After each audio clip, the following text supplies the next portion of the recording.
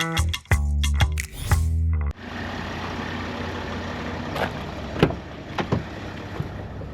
about an hour outside of Ottawa right now, so today the plan is to drive into Ottawa. Don't really have anything planned other than I know I gotta dump my gray tank because that's getting full, and then find a camp spot somewhere, so not sure what else yet, but probably spend a couple days in Ottawa. Let's go.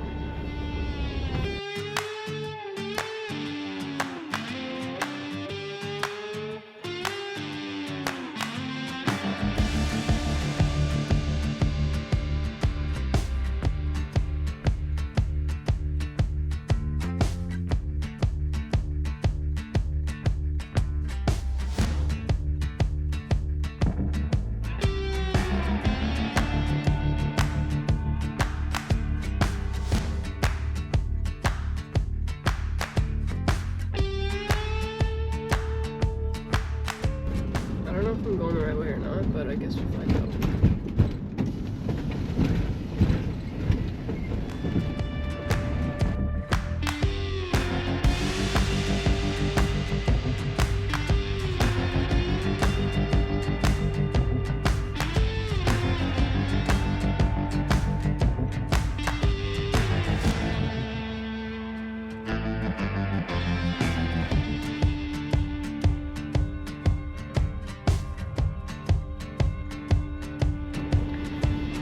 Got my gray tank dumped, so should be good for another 5 to 7 days or so.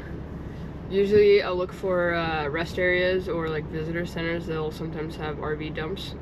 A lot of the time too, what I found is cities, water treatment centers, they have RV dumps and it's usually free, so that's always a good spot to look. But that's done, so should be good for a bit. I'm gonna go find a park. I did find a park. I'm gonna go drive there, check that out. There's a bunch of waterfalls and stuff, so should be a nice spot to hang out for a bit before I go find my camp spot for tonight. Let's go.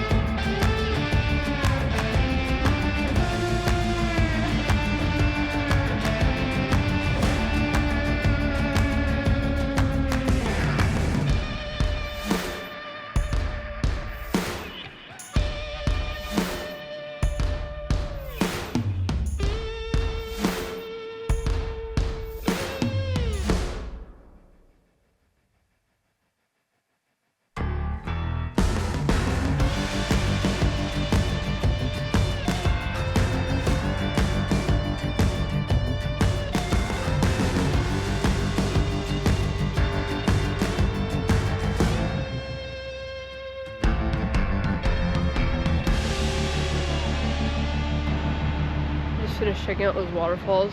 I didn't realize it was not only waterfalls, but it was also a dam that basically ran under a bridge, so that was kind of cool. Over there, not over here right now, but back there it was pretty windy. Now it seems like it settled down a bit, but who knows, maybe we're getting a storm. I'm gonna go find my camp spot for tonight. I think it's a bit of a drive yet, from what I saw, but still in Ottawa, or maybe just outside of Ottawa, I guess. I'll find my camp spot.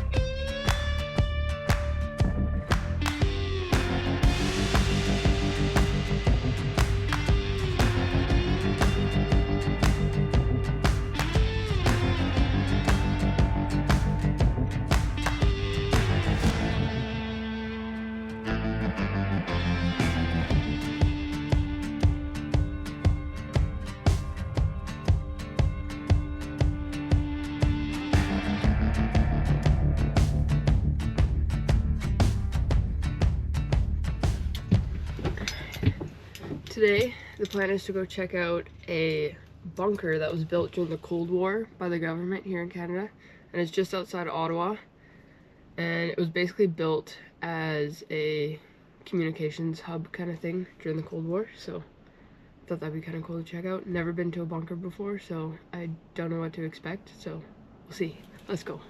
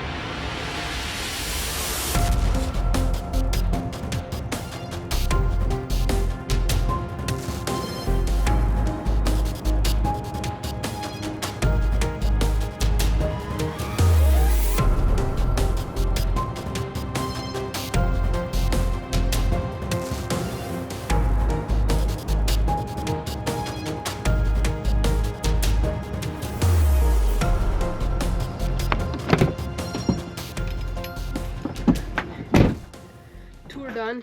That was actually pretty neat to check out. It was a lot bigger than I thought. It was 4 floors down, basically. So that was kind of cool to check out. The bunker opened originally in 1962 and was built in just under 18 months, which actually was kind of crazy because it took 32,000 yards of concrete to build, and it was all hand-poured concrete, which is crazy. And the floors were basically like 4 or 5 feet of concrete, like not a foot or so, or 8 inches or whatever they sometimes use now. So 4 feet of concrete as your floor is crazy between each floor. The entire bunker is meant to hold about 535 people, and that includes the amount of food and everything they have, and that's based on a 30-day lockdown period, meaning they would assume that the war would not last longer than 30 days. Assuming it was a nuclear war, the nuclear bombing and stuff would last about 5 to 7 days, and after that, basically everything would be destroyed, and then it would take about 15 days for the radiation to like die down, and it would be safe to come back out again. So they said 30 days would be pretty much the maximum that they would need to be in there. So they had enough fresh food basically for 5 to 7 days, and then after that it was all prepackaged meals and whatnot, which no one wanted to eat and was gross and all that. The bunker was mainly used for communication reasons, and there was 1,700 air raid sirens across Canada, which were all controlled from this bunker in case there was a war, they could set all those 1700 air raid sirens off so everyone knew what was happening. Because this was a communications bunker, CBC Radio had their own kind of area within the bunker, which they could send out warning messages and whatnot over the radio in case of emergency if we did go to war. So that was kind of cool to see, just their area with all their equipment and whatnot. Another thing they had in there was a Bank of Canada vault where they basically kept a bunch of gold, and it was really cool to actually walk into and check out. The door itself just to the vault was roughly 13 ton door, which needed I don't know how many people to open it and close it. And the only reason they had the bunker was to hold the gold, because after wars, paper money basically was useless, so they would need gold in order to buy supplies and everything that they needed after the war. So that was kind of cool. That was the last thing that was on the basically the lowest floor, was a giant bank vault, which was kind of cool to check out. So very interesting tour. It took like an hour and a half to do the whole tour, but they did also close right when the tour was done, and I was kind of hoping to walk around a bit by myself, because you can do a tour like self-guided. I just thought it'd get some more information if it was a guided tour, so that was kind of cool. I'm starving. I need to go get some food. I don't know what I'm doing yet the rest of the day. Pretty much just had this plan to go check out, so we'll see what I do the rest of the day. I need food first though.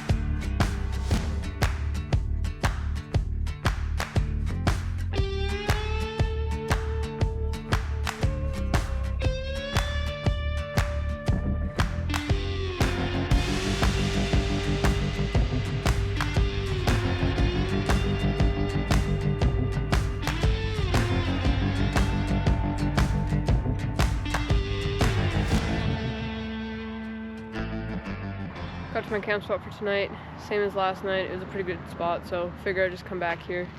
After I checked out the bunker, I pretty much just ran around town doing some errands and whatnot, so figured that'd be kind of boring to put on here, but basically sleeping in here again tonight, and then I'm gonna go check out the other side of this road. There's a nice little park there. I didn't check it out yesterday, so figured I'd go do that right now, make some dinner, and that's pretty much it.